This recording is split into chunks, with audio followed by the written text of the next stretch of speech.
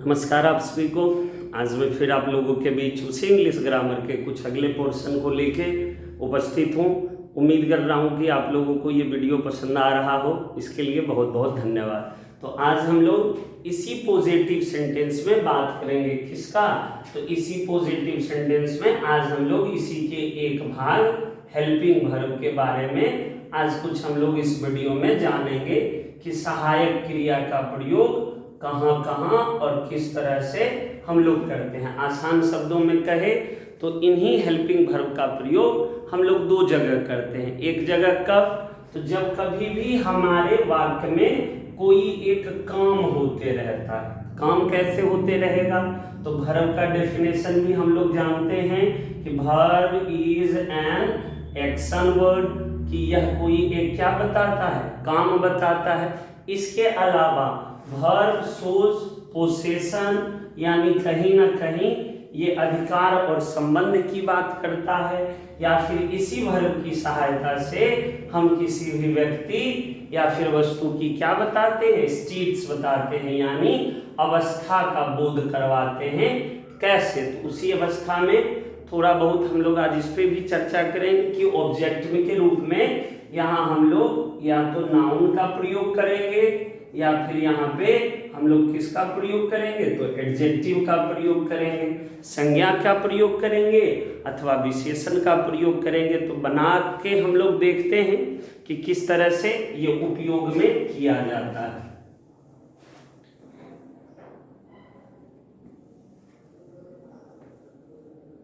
अब इस वर्ब के जगह हम लोग यहाँ पे क्या ले लेते हैं? हेल्पिंग वर्ब के रूप में ले लेते हैं। तो कैसे? सबसे पहले हम लोग प्रयोग करेंगे इज, एम, आर अथवा वॉज, नहीं तो वेयर अथवा शैल या फिर विल का प्रयोग। तो इसका प्रयोग वाक्य में दो जगह होता है। एक जगह यदि कोई सब्जेक्ट हमारा काम करते रहता है अथवा या जब कभी भी हम किसी भी व्यक्ति की अवस्था बताते हैं या उसका उद्देश्य बताते हैं, जहाँ पे हम लोग नाउन या एडजेक्टिव का प्रयोग करते हैं। तो इन दोनों अर्थों में हम लोग इसके उपयोग को आज जानते हैं। तो कैसे? तो सबसे पहले इसी सब्जेक्ट के द्वारा वाक्य में कोई एक काम करवाते हैं। जैसे मैं अंग्रेजी पढ़ा रहा हूँ।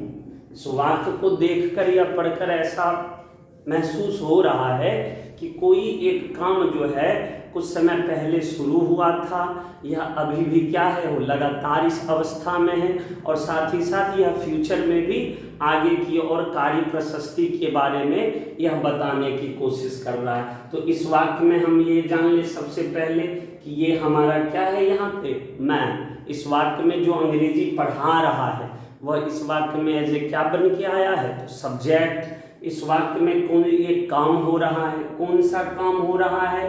तो इस वाक्य में पढ़ाने का काम हो रहा है। और पढ़ाने का काम समाप्त किस पे हो रहा है?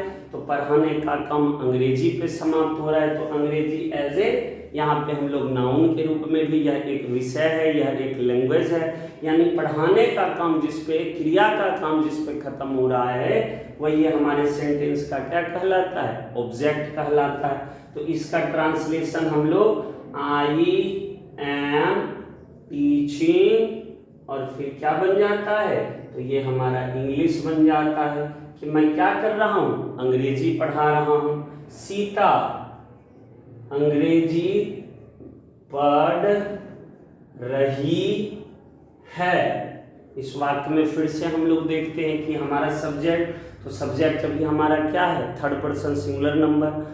सीता इस वाक्य में एज ए नाउन बन के भी आई है। तो कौन नाउन है? तो यहाँ पे प्रॉपर नाउन, व्यक्तिवाचक संज्ञा की हम लोग बात कर रहे हैं। तो यहाँ पे फिर हम लोग किसका प्रयोग कर लें कि सीता इज रीडिंग इंग्लिश। इस वाक्य में भी हम देखें तो हमारा फिर से कोई एक क्या हो रहा है? काम हो रहा है। नेक्स्ट,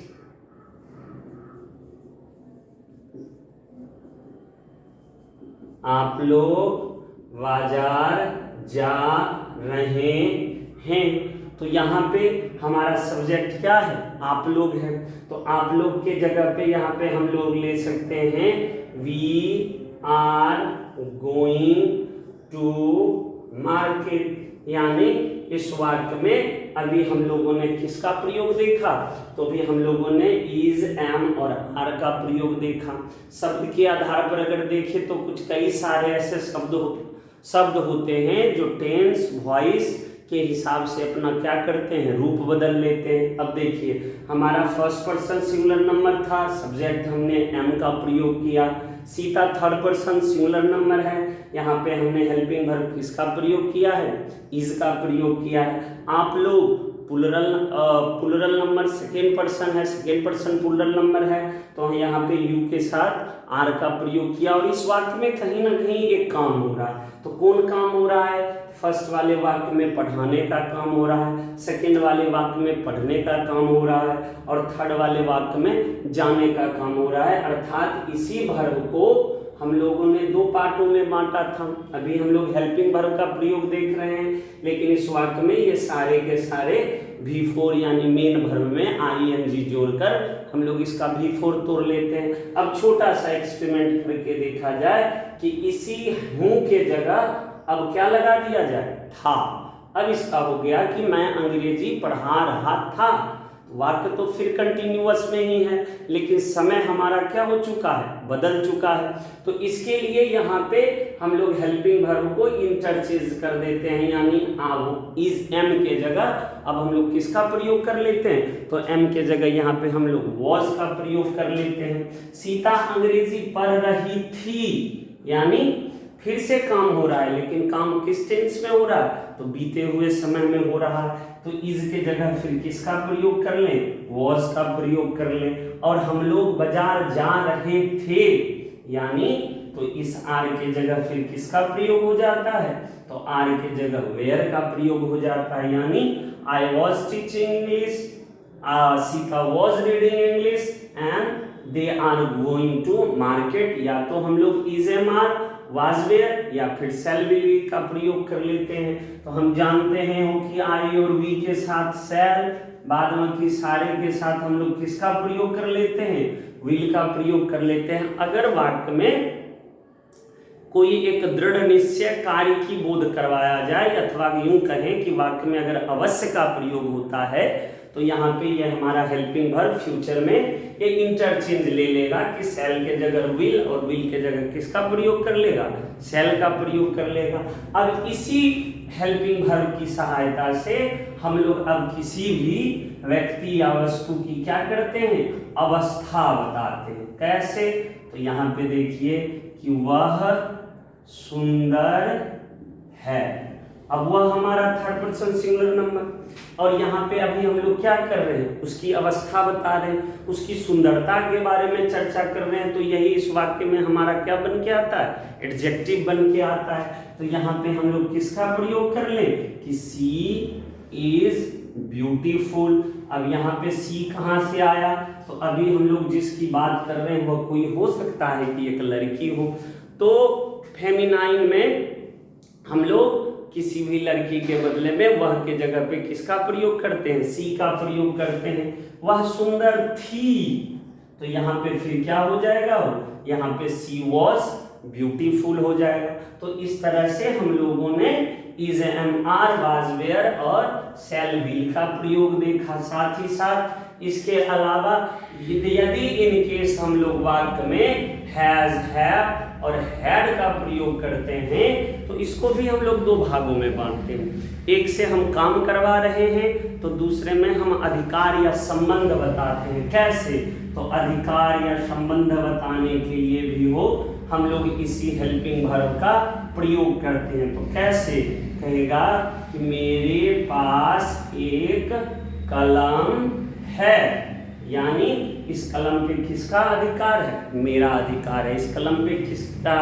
कलम के साथ किसका संबंध है, तो मेरा संबंध है। तो यहाँ पे फिर हम लोग बनाते हैं कि आई हैव ए पेन। अगर इन केस इसी की हेल्पिंग वर्ब को अगर इसके हिंदी में अगर बदल दें कि मेरे पास एक कलम था, तो यहाँ पे फिर से हमारा हेल्पिंग वर्ब क्या हो जाएगा, वो इंटरचेंज ले लेगा।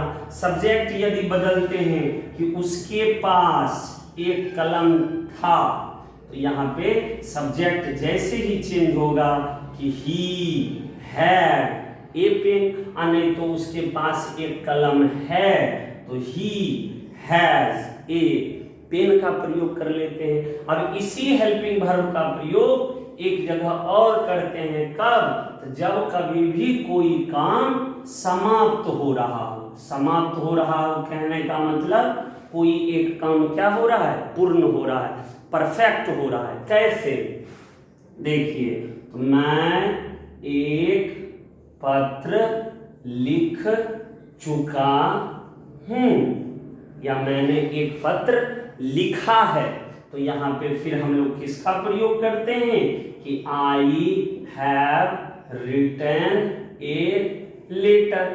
और यदि हम इसका समय बदल दें कि अभी मैं एक पत्र लिख चुका हूं, यह प्रेजेंट की बात कर रहा है, लेकिन इन केस यदि हम इसका समय बदल दें कि मैं एक पत्र लिख चुका था, तो यहाँ पे फिर हम लोग हेल्पिंग वर्ब को क्या कर लेते हैं, चेंज कर लेते हैं कि I had written a letter. तो इस तरह से हम लोगों ने देखा कि सब्जेक्ट के अकॉर्डिंग हमारा वर्ब, और वर्ब में हम लोगों ने अभी हेल्पिंग वर्ब के बारे में चर्चा किया कि किस तरह से यह सब्जेक्ट के अकॉर्डिंग क्या होता है, बदलता है।